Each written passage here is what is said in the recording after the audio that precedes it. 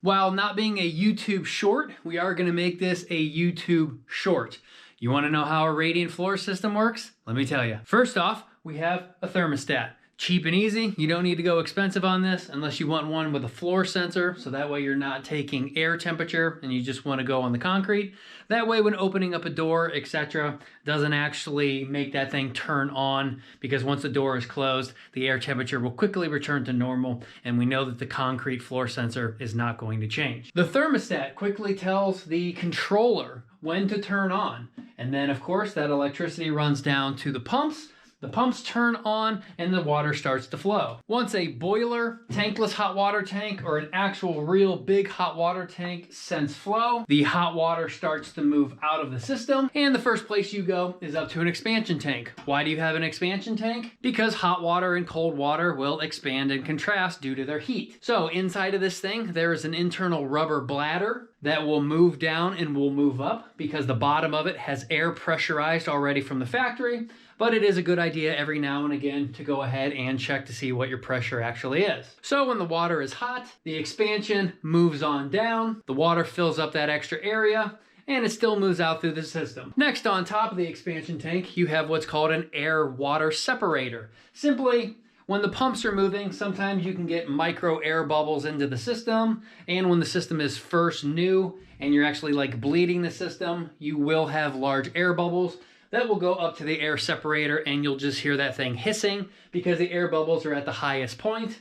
It'll bleed on out and your system will be left with 100% pure water. And at the very, very top is a pressure relief valve. So for whatever reason, the boiler goes crazy, kicks up to hundreds and hundreds of degrees Fahrenheit, the water's expanding and it's just gonna go crazy. Obviously you don't want something on your system to explode or to break. So the pressure relief valve will automatically open up, spray water all over here, but it will save some of the other stuff from exploding. And again, that is at the highest point.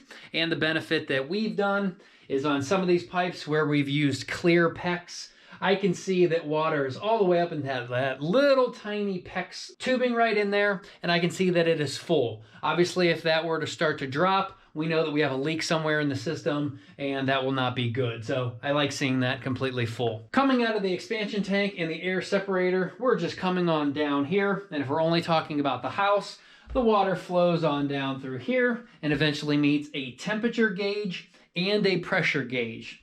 The pressure gauge is important because you have to have enough pressure in the system, because these pumps are not that powerful. And in fact, the one on the house I think is 1/12 of a horsepower, and the one on the garage is 1/25 of a horsepower. So extremely, extremely low. So we need pressure in the system to help move water through, and it doesn't have to be a lot. Anywhere from like 10 to 15 psi is more than enough that the water will move on through. Coming down through here, we obviously have our manifold with individual valves. Now I don't have gauges on these to see how much water is actually flowing through each and every one of them. So with a thermal camera, you could play with the system a little bit by like shutting one of these slightly, or as like these first two are running down through a room over here that's basically sealed off, we can kind of turn these ones down to maybe 3/4 open or even half open, and it'll cool that room down, while the rest of these are full open 100% as you want the heat. But gauges on these are probably a good idea. We just didn't go ahead and do that. Then as the water runs all the way through the floor, it comes back up into this manifold. Again, we still have the exact same temperature gauge and pressure gauge because we want to see if there is a difference.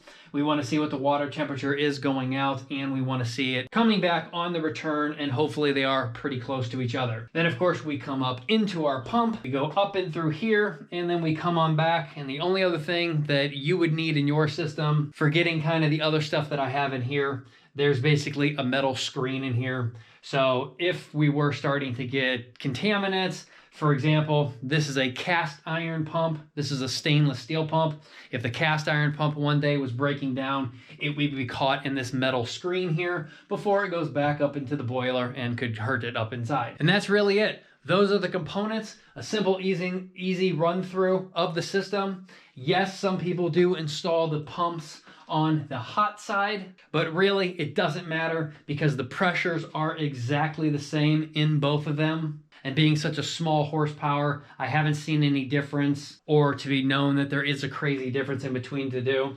and I know this pump is going to last a very long time because it's seeing much cooler temperatures and less chance for anything to break down. But on your system, you can go ahead and do it as you want. But if you're looking into a radiant floor system, those are the main components that you are going to need. They are not that expensive overall. And if you don't want to spend thousands on a tankless, you can literally just pay $500 or so for a stand-up 30-gallon or 50-gallon hot water tank, and it will work just as easy for you.